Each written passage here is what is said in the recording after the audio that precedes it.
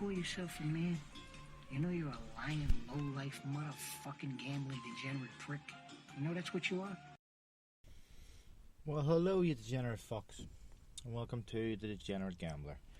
It is Thursday, the 15th of October, and we're here with the normal Thursday episode looking at this week's fixtures. So, let's jump straight into it and have a look at the upcoming week's fixtures. My main bet for the weekend, I've made about 12 selections here, 12 or 13. Some of them are in the same game. Sometimes, you kind of fancy two things in the same game. So, let's go. So the first one is Newcastle United versus Man United. Both teams to score, which is 3-4. That's 1.75. I do fancy that. I think Newcastle scoring goals at home. United, you'd always fancy to score. That's one. The next one, Barcelona to win away to Getafe, and they're 8-11. That's 1.73. Barca haven't had the best start this season, but I'd expect them to beat Getafe, even though Getafe made a decent start. The next one is a Polish match, which is Lech, and they play, I don't even know how you pronounce this, like Jagiellone or something. I fancy both teams to score in the match anyway.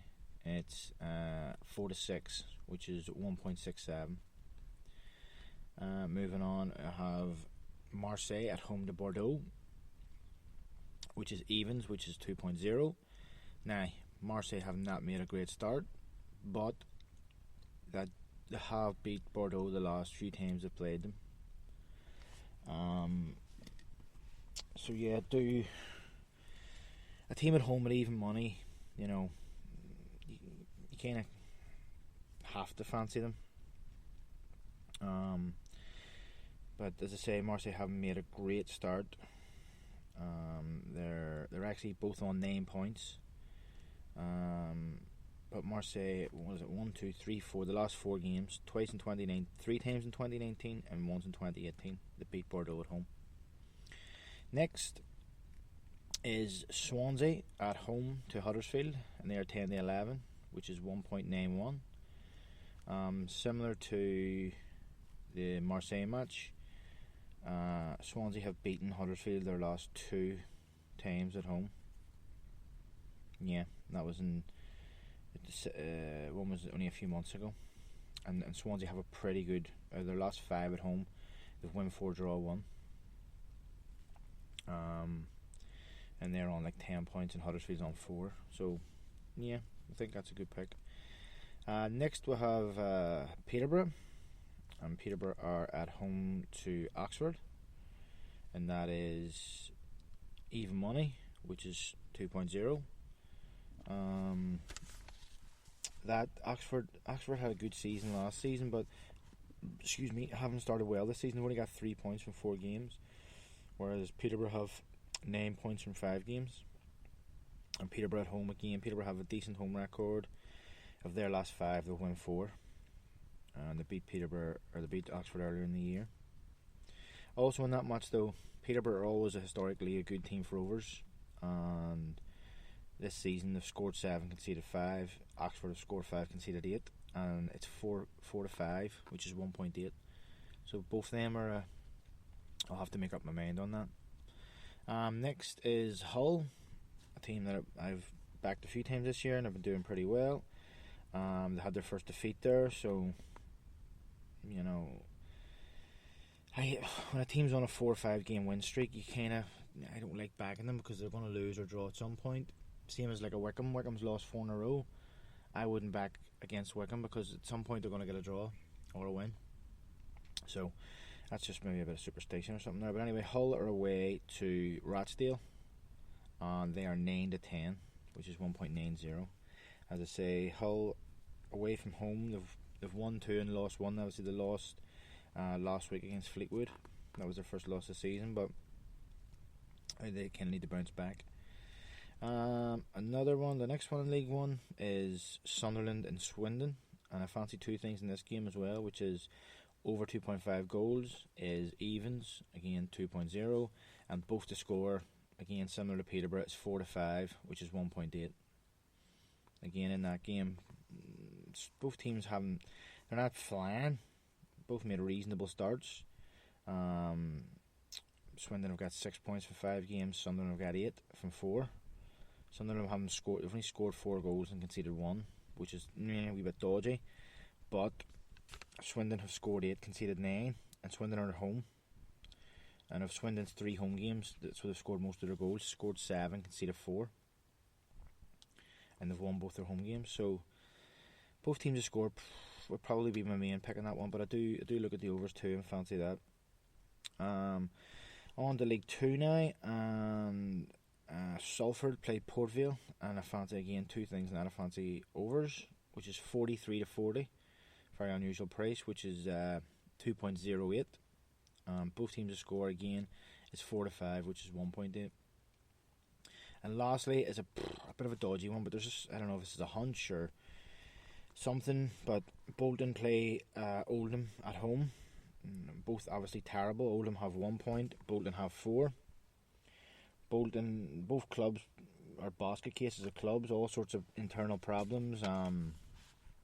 Obviously Bolton had to sell a lot of players, were relegated because of minus points, and Oldham have terrible owners that get involved and make decisions, and so it's the only thing I'm main thinking there is Bolton are at home, and they've drew 1 home game and that's it, and they've got to win away from home. So I just think at some point they're going to have to win, and this could be the week, because they're playing, I say, if they want to, they were favourites for the league, and if they want to even have any sort of thing of promotion or anything, they're going to need to get their arse in gear and start winning their home games. So if they're going to do that, this could be the day. And anyway, so that is 11-10, which is 2.10. So that's the main bet. That's the main teams. As I say, I'll whittle that down. I have an idea of a few of them that I think are definites, and then a few of them I'll have to whittle down or whatever. But then I move on to the NAP. So these are the two main ones that I really fancy out of those, which would be Barca, say, away to Getafe. They're 8-11, which is 1.73 or 1.75. Sorry. Barca have a good away record. They're the better team overall, and they've won the last 4 times away to Getafe. So they've won the last 4 games. And then the other one was Swansea at home to Huddersfield, 10-11, which is 1.91. Say Swansea have made a good start this season. Huddersfield have been poor away. Swansea have won the last 2 at home to Huddersfield, so that works out at about 2.4-1. So I've put a tenner on, get myself back 30, sort of around about £35, which is not bad at all.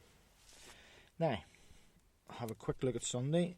I didn't go over this extensively, so there may be other ones that I haven't added, need to add this, but so Sunday, Sheffield United are at home to Fulham, and both of them have 0 points, and I would fancy Sheffield United to get a result, especially with Brewster. You know, I fancy him for a goal. And they're 11-10, which is 2.10. Palace and Brighton, both teams to score, both scoring goals this year. Brighton scoring and conceding a lot of goals. Both teams to score in that game is 9-10, which is 1.90. This one is a bit dodgy, but Leicester, after a bad result last week, Leicester at home to Villa after they beat Liverpool 7-2. Villa have won 3 games, so again they have to lose at some point. At home to Leicester, you know, Jimmy Vardy had a week's rest, so he may be flying. And that's 5-6, which is 1.83. Really do fancy Leicester there. Preston versus Cardiff, both teams are scoring that game, is again 5-6, which is 1.83. I think that's a reasonable selection. Another selection which is a big price, and it's a team that I've talked about and that I fancy and have backed to finish in the top 3 in France, is Lyon, and they're at home to Strasbourg, and it's 13-10, which is 2.30. Now Lyon have made a terrible start to the league. I mean, awful. I think they're about 13th, 14th, maybe even in the league. And they've sold some of their better players. Some of them to Premier League teams. They're actually 14th in the league on 7 points, but Strasbourg are 18th on 3 points. And if you look at the head-to-heads, Strasbourg have a poor home record. Lyon don't have a great away record, but they did beat Strasbourg last year. So, that it is a bit of a dodgy one. But again, if Lyon are going to kickstart the season and get their arse in gear and start winning games, they need to do it against teams who are below them. Next would be Frankfurt. They're away to Cologne. Frankfurt made a decent start in the German league. Cologne not so much. And that's 11-10, which is 2.10. And then lastly, another big team in the Danish league, who I've backed and lost on this season already. But they're historically a good team, and they would, them and Midtjylland, I think, have won that Danish league the last 3 or 4 years. It would be Copenhagen, and they're at home to Aalborg at 4-5. Which, I don't know, maybe the bookie knows something we don't know, but that's a big price for a team who's won the league in the last couple of years. So they're 4-5, which is 1.8 at home.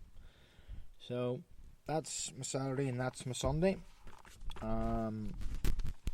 Before I move on to the next bit, can I ask anybody again to rate a review, give me 5 stars on the Apple Podcast app, and also to follow on social medias, Twitter, Instagram. Get your friends to follow, retweet the tweets, like the tweets, the pictures, because it does help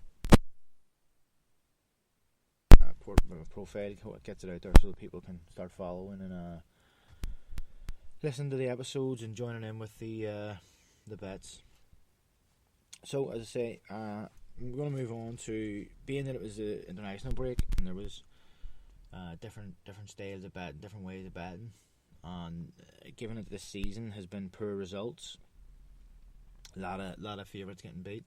I actually looked at the results from the weekend on Saturday, and if you take out the draws, there was more big priced outsiders win than favourites, which is crazy. The whole point of a favourite being a favourite is that they're supposed to win more than they lose. But if you look at over the 4 leagues, that would have been League 1, League 2, National League, there was far more big priced outsiders winning than there was favourites. But that leads me to, when things like that happen, then people get frustrated and they start changing their betting tactics. Maybe start getting desperate, start trying to double down, trying to bet more to get their money back to make up for their losses. So I just want to go through a few do's and don'ts that I do, and that I think most people, if they stay by this, they'll be able to keep gambling fun. So don'ts, my main don'ts are: don't bet more than I can afford to lose. I mean, that's an obvious one, but it's hard to stick to sometimes. You're going to be looking and going, well, I've already lost this amount of money, can I afford to lose more? Not really, but I really want to win, so you put more money in. That's not a good tactic, and it's something that will come back and it'll bite you in the arse. But so try not to bet more than you can refuse. Give yourself a budget. I mean, at the weekends now, rather than, and this has helped me recently, rather than throwing money into an account every day or whatever, I put money in on a Friday, and that has to last me to Monday. So once I put that money in, I'll work out, right, I'm going to do this bet, that bet, this bet, that bet, 2 bets on a Saturday, whatever it be, a late bet, a Sunday bet, whatever, and work out what that's going to cost me, and then I put that exact amount in, rather than doing a bet, it being beaten, and then throwing more money in. That's beaten, throwing more money in. That to me is a better way. So it's and if you want, you have your limits, set your limits. Daily, weekly, whatever. All the bookmakers allow you to do that. But so that's one thing that I try not to do. Another thing that I've talked about before about chasing your winnings, chasing your losses. For example, if you bet on an early match, even like a Sunday's a good day for this because the matches aren't all on at the same time. You maybe have a match at 12, 12:30, 1 o'clock, a couple at 2 o'clock, a couple at 4, a couple at 8, whatever it stretches over the day. If that first one beats you and you don't even get, there's no sweat, it's just the bet's beat. A lot of times for a few years there, I'd have been straight in and I'd have put, say it was a 5-team ACCA, I'd have put the other 4 teams in and then chosen the 5th team. No real research, just throw them in quickly to make up the bet. But then you find out that the next team or the team after that, you maybe get one up and then the next one's beat. So now you've doubled up on your stake, but you still haven't really got much of a sweat, or you've just done it out of anger really because your bet was beat. So that's another thing. Just try not to chase losses. If you do a bet and it's beaten, right? Okay. There's always more football tomorrow. Best to, some days you can do 2 bets on a Sunday, or 2 bets or 3 bets on a Saturday, whatever it may be. An early bet, a 3 o'clock bet, a late bet. That's fine, but try not to. If you're beaten, just then start throwing more money at it to try and recoup your loss, or to give yourself something to watch so that you can enjoy the football or whatever because you've got a bet on it.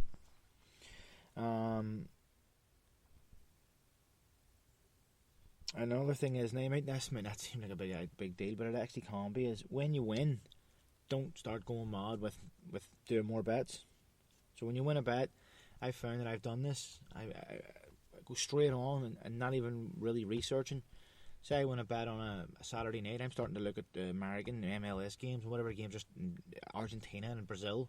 Like what games are starting at 9, 10, 11, 12 at night. Bets going through the middle of the night. I don't even get to see the games or see what. You're just putting the bet on. But you think to yourself, it's alright, I've won a couple of £100, I've won £100, I've won whatever I've won.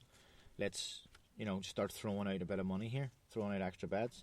That can be a bad idea.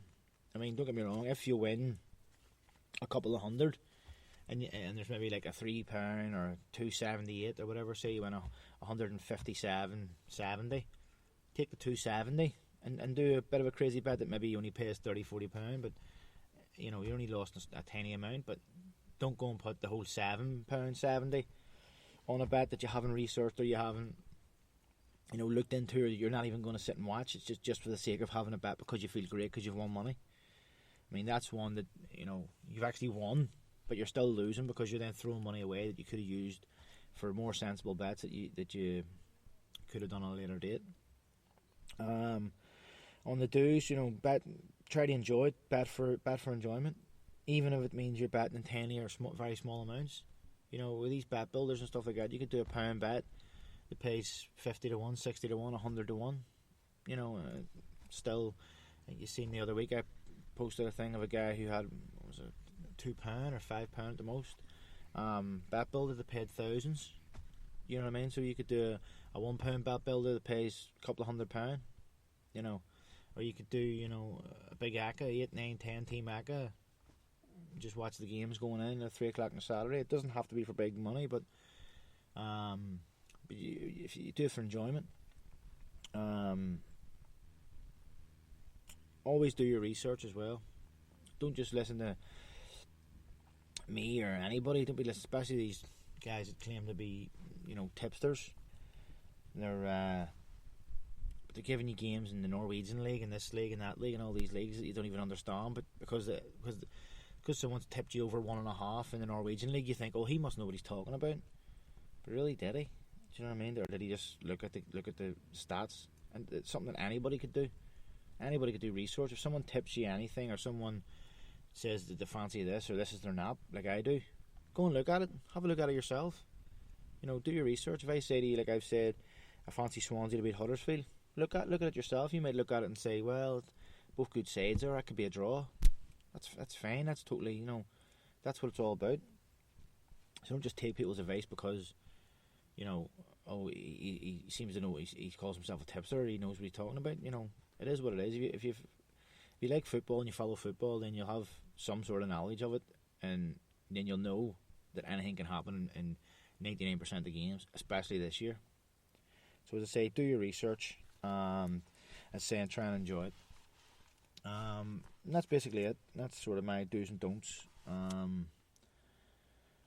of gambling. When I started staying within them, that's when I started being able to make more money, and when I enjoyed it more. I wasn't going into work or going out after going, I just wasted extra money that I didn't need to waste. You know, if I lost, I lost. Try not to hold on to the loss. The ones where I was nearly, I got a good sweat and I was so close, they're good too. You get so close. And then obviously, look, cherish the win. When you win, you're like, right, I've won. Let's take some money out. Let's, don't give it back to the bookie. You win a couple of £100, take a large amount out, leave a small amount in, or whatever. At least leave a moderate amount in. To gamble with, so you're gambling with the bookie's money, and you've got money in your own account where you can go and do something, spend it, buy yourself something nice, whatever it may be. So you feel like the bookie is paying for it. That's the best things that I can think of do's and don'ts. So anyway, that'll do for now. I've got the nap done and all. I'll post it probably later today or tomorrow when I've picked the rest of the bets. And just all that leaves me to say is good luck and happy punting.